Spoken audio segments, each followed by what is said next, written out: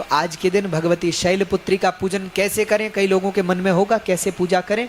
हम प्रत्येक दिन में बताएंगे कि शाम के, क्योंकि दिन भर तो आप व्रत करते हैं, शाम के समय ही पूजन करते हैं, तो शाम को पूजन कैसे करना है।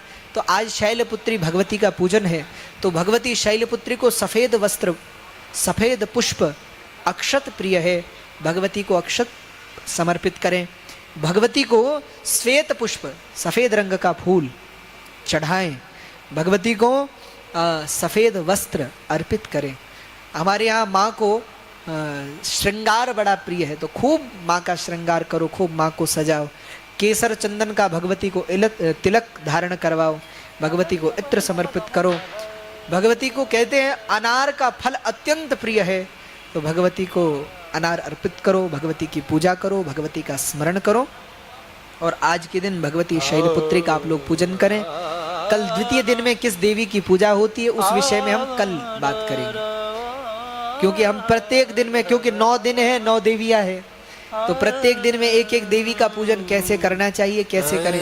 दूसरा एक बात और आपसे कहूँ, बहुत लोगों के मन में होगा कि इस नवरात्र के समय में महाराज जी हमारा व्रत तो रहता है, लेकिन व्रत के साथ हम अनुष्ठान क्या करें, ऐसा कुछ बताइए जो हम कर सकें।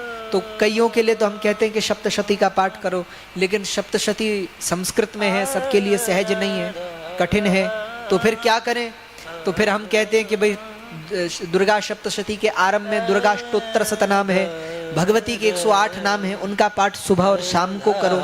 कई लोग कहते हैं महाराज संस्कृत में है, हमसे पढ़ा नहीं जाता, कोई बात नहीं, हिंदी में पाठ कर लो, हिंदी में पढ़ लो। कई लोग हमें कहते हैं महाराज कोई और सरल पद्धति बताइए, पाठ का काम जरा हमें कठिन लगता है, पढ़ने में समस्या होती है, क्या करें। तो इस नवरात्र के समय में भगवती के नवारण मंत्र का जप करो। किस माला से, तो महाराज स्फटिक की माला से जप कर सकते हो, मोती की माला से जप कर सकते हो, अथवा रुद्राक्ष की माला से जप कर सकते हो। भगवती के नवारण मंत्र का जप करना चाहिए। नवारण मंत्र क्या है तो ऐसे बताना तो उपयुक्त नहीं है।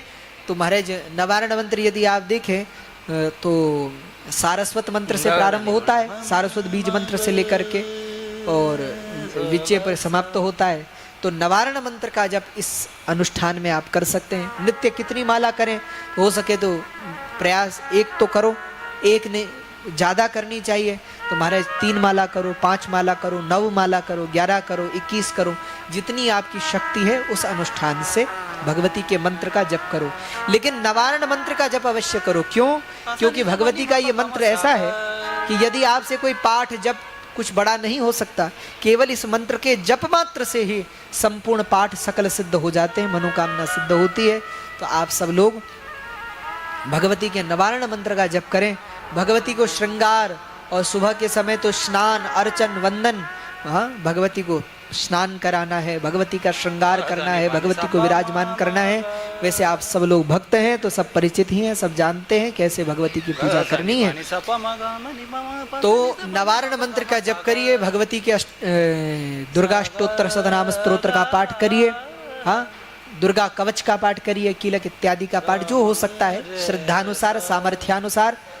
लेकिन मेरा एक निवेदन और है, जिनको संस्कृत पढ़ने में समस्या होती है वो हिंदी में ही थोड़ा बहुत पढ़ लें अथवा माँ के नाम का जप कर लें। संस्कृत में दिए गए जो कीलक कवच इत्यादि का पाठ है या तो गुरुजन्य, गुरु से प्राप्त करके उसका पाठ करें। क्यों? क्योंकि पाठ में यदि अशुद्धि होती है तो उसका विपरीत फल मिलता है।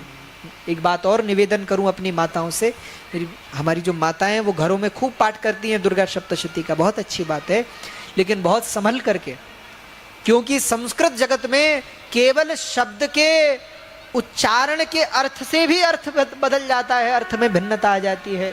सप्तशती को लेकर के एक बड़ी हास्यास्पद प्राचीन कथा है। कहते हैं ब्राह्मण देवता थे, वो नित्य कवच का पाठ करते थे। सप्तशती के अंतर में कवच आता है तो वो कवच का पाठ करते थे। तो धीरे धीरे उनकी जो पत्नी है उनका स्वास्थ्य खराब होने लगा, तो बड़े परेशान हुए कि भाई हमारी पत्नी का स्वास्थ्य बिगड़ रहा है, हम कवच का पाठ करते हैं। तो अपने गुरु के पास गए, बोले गुरु जी आप कुछ ऐसा पाठ बताइए हमारी पत्नी का स्वास्थ्य ठीक रहे। तो उन्होंने कहा कि तुम देवी के उपासक हो तो पत्नी के लिए कवच का पाठ करो। उन्होंने कहा महाराज वो तो सालों से कर रहा हूँ, कई दिनों से कर रहा हूँ, लेकिन जब से शुरू किया तब से यहाँ तो समस्या बढ़ती जा रही है। तो उन्होंने कहा कि जरा हमें पढ़कर सुनाओ। तो कई बार क्या होता है ना, हमको जब पाठ याद हो जाता है तो हम बिना पुस्तक के भी पाठ करने लगते हैं। बिना पुस्तक के पाठ करने से दोष लगता है, बिना पुस्तक के पाठ नहीं करना चाहिए। पुस्तक चाहे हनुमान चालीसा ही क्यों ना हो, आपको कितनी भी अच्छे से याद है तो भी सामने पुस्तक रखकर पाठ करना चाहिए। ये पाठ की विधि है, हाँ, पाठ का नियम है, पुस्तक से पाठ करो। कई बार हमें लगता है कि महाराज हम तो सिद्ध हैं, हमें तो पुस्तक की जरूरत ही नहीं, हमें तो सब आता है। नहीं नहीं भैया, बिना पुस्तक के पाठ मत करो। तो वो ब्राह्मण देवता बिना पुस्तक के पाठ कर, महाराज हमको तो याद है, बोले तो फिर सुनाओ। तो पाठ करते करते, कवच का पाठ करते करते बोले भार्याम, वहां शब्द आता है भार्याम रक्षत भैरवी। और वो क्या कहते थे, वो कहते थे भार्याम भक्षत भैरवी। तो रक्षतु का अर्थ होता है रक्षा, तो भक्षतु का अर्थ होता है भक्षण, यानी समाप्त। महाराज गुरुदेव ने तुरंत रोक लिया, बोले बस बस बस यही गलती है, भार्याम भक्षतु नहीं होता भैया, भार्याम रक्षतु होता है। हा? कई लोग तो पाठ ऐसा कर हनुमान चालीसा का पाठ करते हैं और फिर हनुमान जी जाने और वो जाने कि क्या बोल रहे हैं। इसलिए मेरा निवेदन है पाठ पुस्तक से करो। हमें तो कई जगह ऐसा मिल जाए, कई भक्त मिल जाते हैं ना महाराज जो पाठ करने वाले, क्या पाठ करते महाराज, हनुमान चालीसा पढ़ते हैं। कैसे पढ़ते हो, तो वो फिर पढ़ते हैं कि वो पंक्ति है ना हनुमान चालीसा में, एक पंक्ति हम सुन रहे थे, एक भक्त का पाठ कर रहे थे, तो वो हनुमान चालीसा में पंक्ति आती है ना, तुम रक्षक काहू को डरना। पढ़ी है आपने हनुमान चालीसा? अरे बोलो, पढ़ी है? क्या कहते हैं, तुम रक्षक काहू को डरना। और वो भक्त क्या कह रहे थे पता है, तो वो कह रहे थे तुम राक्षस काहू को डरना।